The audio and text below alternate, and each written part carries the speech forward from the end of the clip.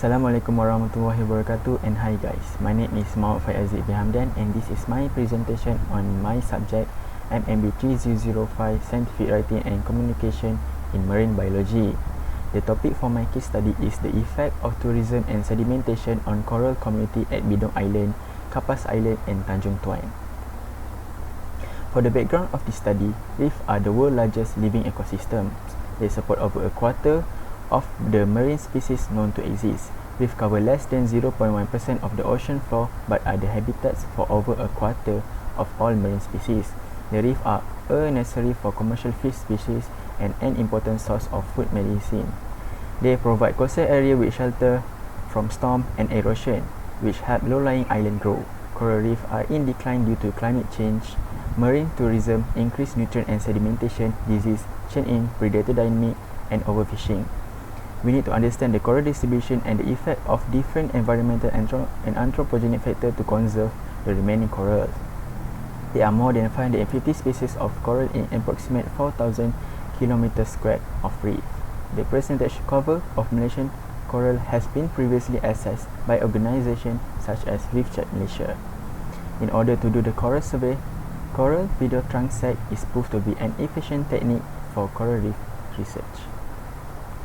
For the justification of this study, the coral reef ecosystem are under severe threat from both local and global threat, which are degrading the ecosystem service that they provide to humanity. Our study has assumed that the loss of ecosystem service will lead to a proportionate impact on people.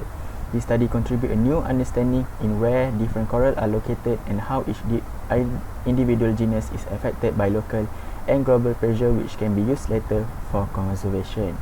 This study aimed to compare the spatial distribution of coral genera of a site with few anthropogenic impact, one with prevalent tourism and another effect by sediment. So, the objective for this study is to study the effect of tourism, anthropogenic impact and sedimentation toward coral distribution. And next one, to compare the spatial distribution of coral genera of a site with few anthropogenic impact, one with prevalent tourism and another affected by sediment. Next, for the literature review. For the first one is anthropogenic impact to coral community. Increasing anthropogenic pressure is threatening marine biodiversity. From the related paper about this, it stated that anthropogenic pressure negatively related to the health status of coral at all the organization level, from polyp to population. Overall effect of increasing human impact is the reduction of the species performance at all the considered organization levels.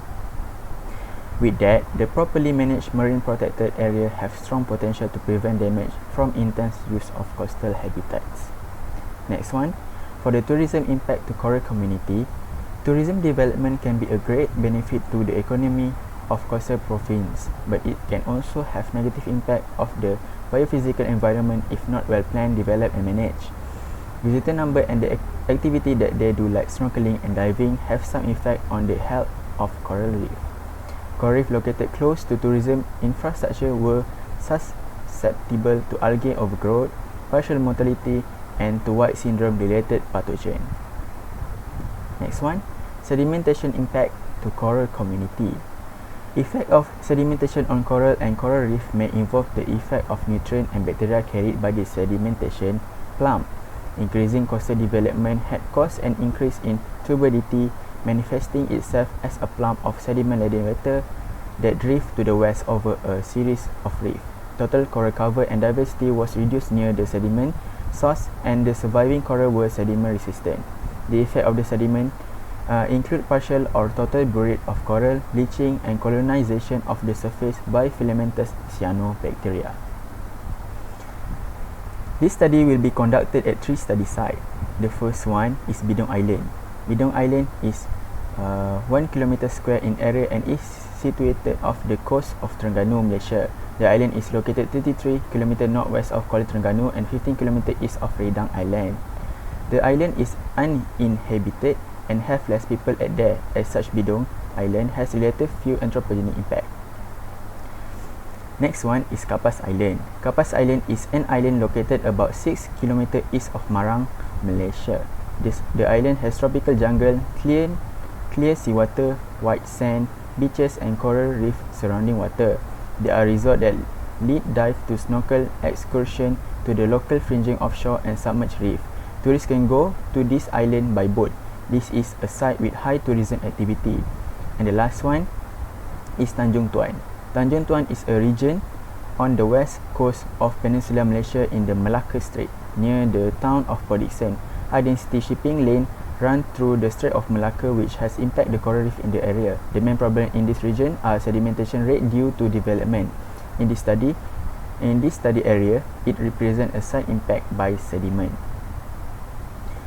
For the method, coral video transect will be used to conduct this study. Firstly, we need to lay down the 100-meter measuring tape. Next, divide the transect tape into 4 transects with 20 meter per segment. Next, record the date, time, site, location and depth on the slate board. Next step is record the substrate to the right of the transect from the starting line. Next, record the substrate 50 cm from the camera. Then the diver swim at a rate of 4 meter per minute to record the substrate. And then repeat the method for all the transect and the study site. Next one, for the data analysis method, firstly, we need to split the each 20 meter transect video into 30 individual frames using Video Image Master software. Next, analyze the frame using Coral Point Count with Excel extension CPCE.